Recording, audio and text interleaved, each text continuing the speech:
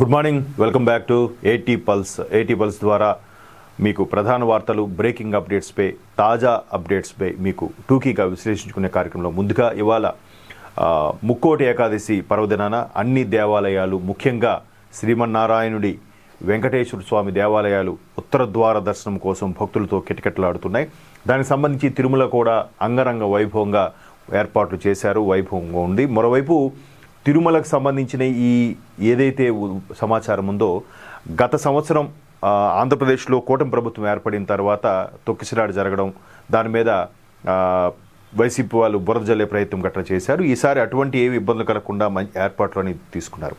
అయితే ఇక్కడ అందరూ గమనించాల్సింది ఏంటంటే, ముక్కోటి ఏకాదశి అంటే ఏకాదశి తిథి ఏదైతే ఉందో, ఈ పుష్యమాసం అంటారు, తెలుగు నెలల్లో పుష్యమాసంలో వచ్చే ఏకాదశి నాడు ముక్కోటి ఏకాదశి అని అంటారు. ఈ ముక్కోటి ఏకాదశి రోజు స్వామివారిని దర్శించుకొని ఉత్తర ద్వార దర్శనం ద్వారా బయటకు వస్తే వారికి మళ్ళీ జన్మంటూ ఉండదు అనే నమ్మకంతో తండోపతండాలుగా భక్తులు దేవాలయాలు దర్శించుకుంటారు. ఇక తిరుమల కలియుగ ప్రత్యక్ష దైవం వెంకటేశ్వర స్వామి, అలాగే కలియుగ వైకుంఠమునికి చాలామంది ఉబలాట పడుతూ ఉంటారు, ఆ నేపథ్యంలో వెళ్తూ ఉంటారు. అయితే ఏకాదశి మహా అయితే ద్వాదశి గడియలు ఏదైతే తిథి ఉంటుందో అంతవరకు దాని దర్శనం ద్వారా చేపిస్తారు.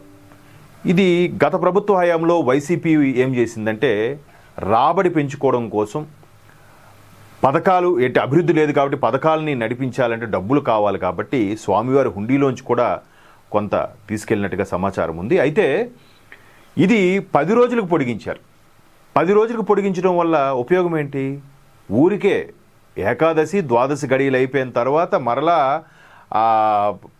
అమావాస్య వరకు, పౌర్ణమి వరకు మరలా కంటిన్యూ చేయడం. దీని తర్వాత పౌర్ణమి తర్వాత మళ్ళీ 2-3 రోజుల వరకు, బహుశా పంచమి వరకు ఎంతవరకు తిథులు పొడిగించి అంతవరకు కూడా దర్శనం కల్పిస్తామని చెప్పి టికెట్లు వేలం వేలుగా వేసేసి అమ్మేసి వట్టించిన డబ్బులతో చాలా చేశారు. చూసాం కదా ఎన్ని స్కామ్లు రోజుకు బయటపడుతున్నారు. ఇప్పుడు ఈ కూటమి ప్రభుత్వం అది కానీ తొలగిస్తే, ఒకవేళ అది తీసేసి 2 రోజులకే 3 రోజులకే పరిమితం చేస్తే, ఆ ప్రభుత్వంలోనే బాగుండేదబ్బా, ఇది బాగాలేదు. చూసారు ఎలా అలవాటు చేసేశారు. ఏకాదశి గడియల్లోనే మహా అయితే ద్వాదశి తగులు మిగులు అంటారు, దానికి తిథుల ప్రకారం దానిలోన దర్శించుకుంటేనే స్వామివారికి ఆ ఇది ఉంటుంది, ఆ ప్రతిఫలం ఉంటుంది, ఆ ఎఫెక్ట్ ఉంటుంది, ఆ రేడియేషన్ ఎఫెక్ట్ ఉంటుంది. ఆ రేడియేషన్ కాదు, ఆ యొక్క దాన్ని ఏమంటారు, ఆ కాస్మిక్ రేస్ అయితేనేమి, ఏదైతేనే ఆ భగవంతుడి యొక్క అనుగ్రహం ఉంటుంది మన ధర్మం ప్రకారం, మనం నమ్మే విధానం ప్రకారం.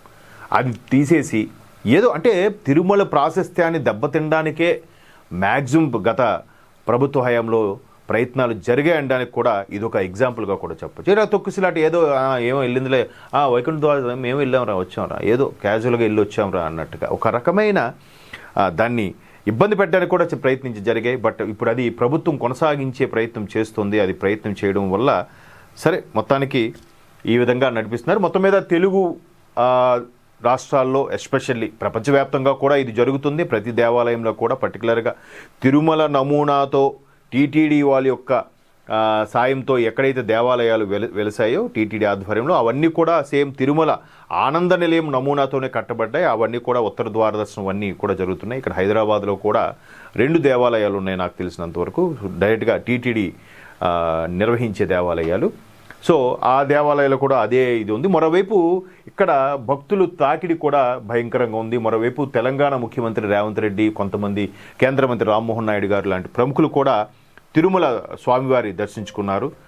ఆ సమాచారం అన్ని ఛానల్స్లో కూడా ఇక్కడ మనకు హల్చల్ అవుతుంది.